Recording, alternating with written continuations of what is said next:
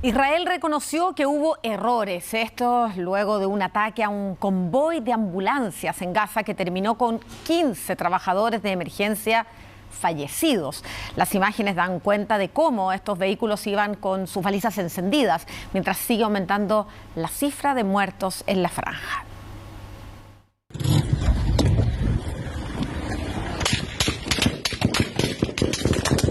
Es el momento exacto en el que el ejército israelí arremete contra un convoy de ambulancias que atendían una emergencia el pasado 23 de marzo y que dejó a 15 trabajadores de los servicios de emergencia muertos producto del ataque.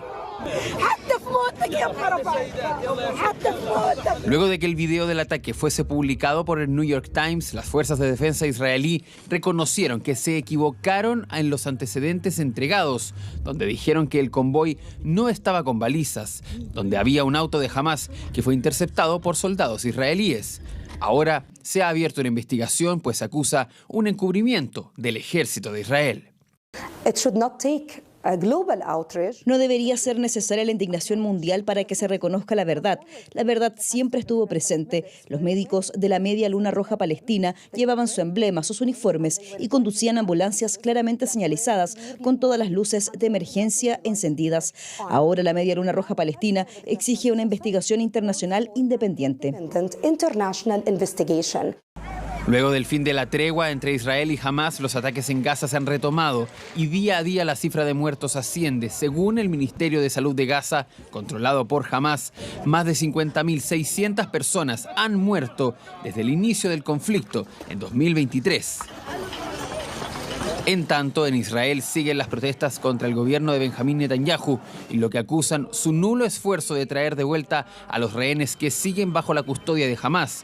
El primer ministro respondió que está presionando para el regreso de los israelíes a casa. Como vimos la semana pasada, la conexión entre Netanyahu, su cámara en Qatar y Hamás es cada vez más profunda. Y entendemos que el gobierno israelí no trabaja para nosotros, sino para Qatar. Estamos dividiendo la franja y aumentando la presión paso a paso para que nos entreguen a nuestros rehenes. Y mientras no nos los entreguen, la presión aumentará hasta que lo hagan. 548 días de guerra en Gaza mientras Netanyahu viajó a Estados Unidos para discutir sobre tarifas, la guerra y los rehenes. Un conflicto que aún no acaba y que retoma sus momentos más duros.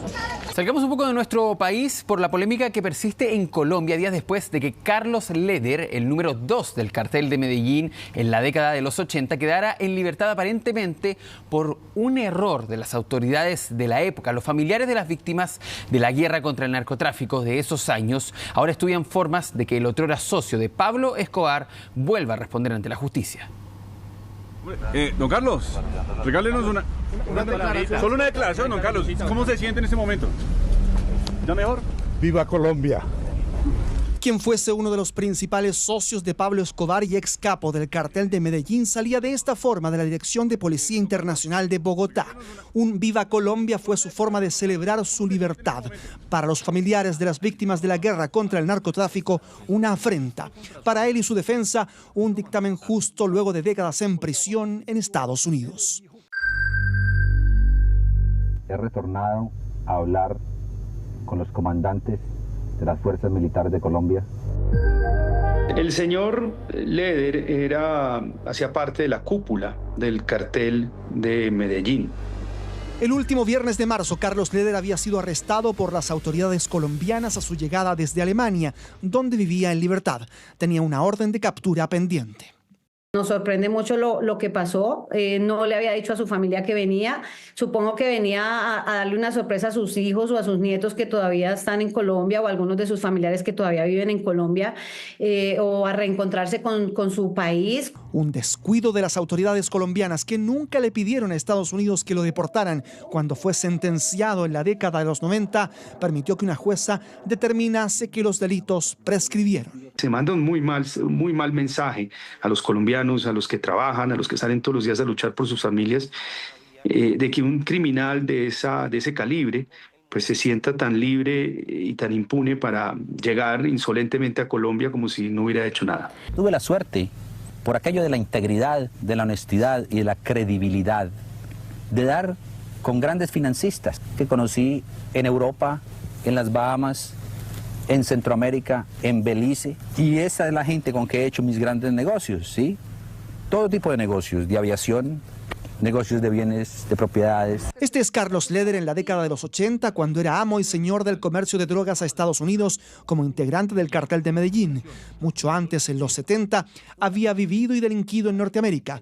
Eso hizo que Escobar se fijara en él para que le enseñara todo lo que sabía acerca de cómo ingresar sustancias ilícitas a ese territorio. Un hippie y excéntrico, como lo describen sus cercanos, que llegó a proponerle al entonces presidente colombiano Alfonso López Michelsen pagar la deuda externa del país a cambio de un espacio libre para el tráfico de drogas. En fin, era un revuelto allí ideológico que uno decía, pues, como a qué corresponde este tipo de personaje. ¿Tenía carisma? Sí. En 1987, Leder fue detenido por las autoridades colombianas y extraditado a Estados Unidos, donde fue sentenciado a 135 años de cárcel por tráfico de cocaína. Una de las versiones en torno a su captura asegura que Pablo Escobar lo traicionó y delató por una relación que Leder tuvo con la pareja de uno de sus sicarios. Para otros investigadores, el ex número 2 del cartel cayó por sus excesos en medio de fiestas cuando descuidó su seguridad y fue encontrado por la policía. Le rebajaron la sentencia, le quitaron la cadena perpetua y le rebajaron los 135 años a 85 años. Nunca se declaró culpable y pasó 33 años en prisión. Fue liberado en 2020 cuando se le permitió viajar a Alemania, país en el que se radicó y donde tiene ciudadanía gracias a que su padre provenía de ese país.